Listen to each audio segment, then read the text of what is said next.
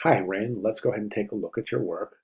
I've got you open right here, so all I have to do is resize this a little bit to fit it in the window. And there we go, and we're good to go. Okay, good visual substitution there. I think that's pretty interesting. Um, your kerning looks pretty good. A couple of areas where kerning could be a little bit a medicine maker right there. A couple of areas in the space between the E and the D.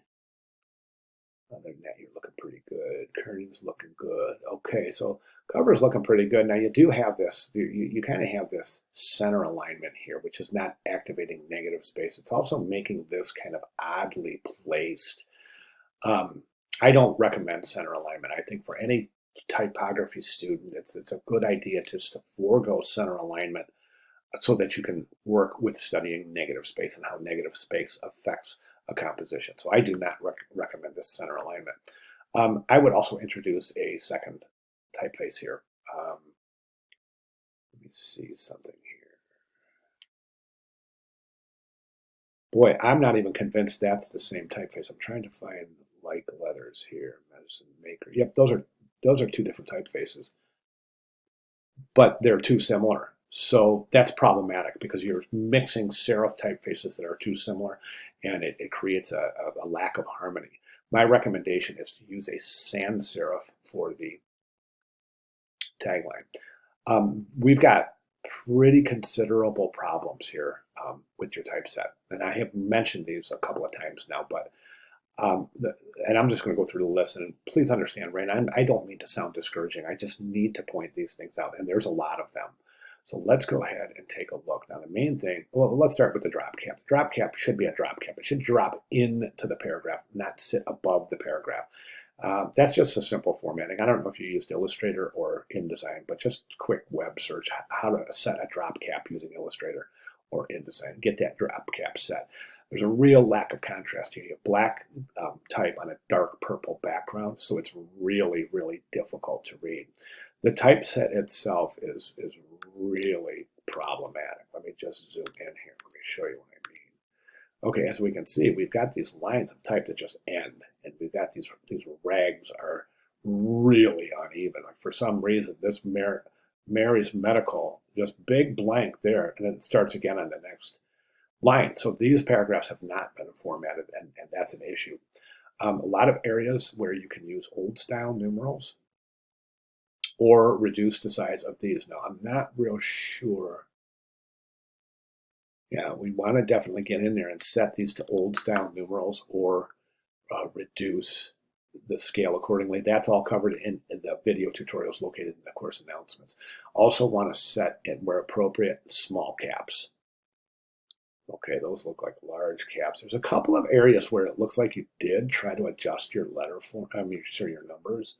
So it's really difficult for me to tell with this, the rendering of this JPEG. I believe this is a JPEG, a PDF. Okay, so let's take a look. This is what I'm going to be looking for right here. This is also in the course announcement. So all of this stuff is fair game. So if you want to take a screenshot of this and you keep it open while you're assembling your final, or just go to the course announcements, it's available there. But that stuff is all fair game. Okay, rags are, aside the obvious, these really super short lines, your rags are all in need of adjustment as well. Again, covered in the course announcements tutorial. It's okay that your base, oh, by the way, your type width of your type columns is not even. This is much, much, much more narrow here. You would want to demarcate paragraphs by either a indent or a space between, but I don't see any new paragraph indication here whatsoever. Yeah, this is really that's a widow, definitely. So you want that's a widow too as well right there. That's a word on a line alone. A word that sits alone on a line is a widow one to avoid that. I don't know what this is. This doesn't seem like text. We just go from this kind of written text to Fleming, a fellow royal physicians. London has gained many awards. They include Yeah, this just doesn't fit. I don't know what this is, but this definitely doesn't fit into the flow of the type. It seems to be something different, which means it's kind of forced in there. So we'll want to address that as well.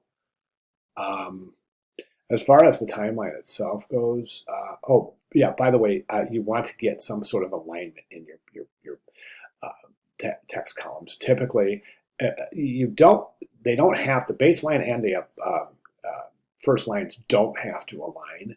You can do what's called close lining, and that's where the baselines don't align, but the top of the type does. So we have to get all of this in alignment right here. As far as the timeline goes, I'm just not seeing any conceptual reasoning for placing the timeline on an italic, especially the timeline entries. I mean, to me, that's just, it seems forced, and it's a little bit contradictory to the page harmony.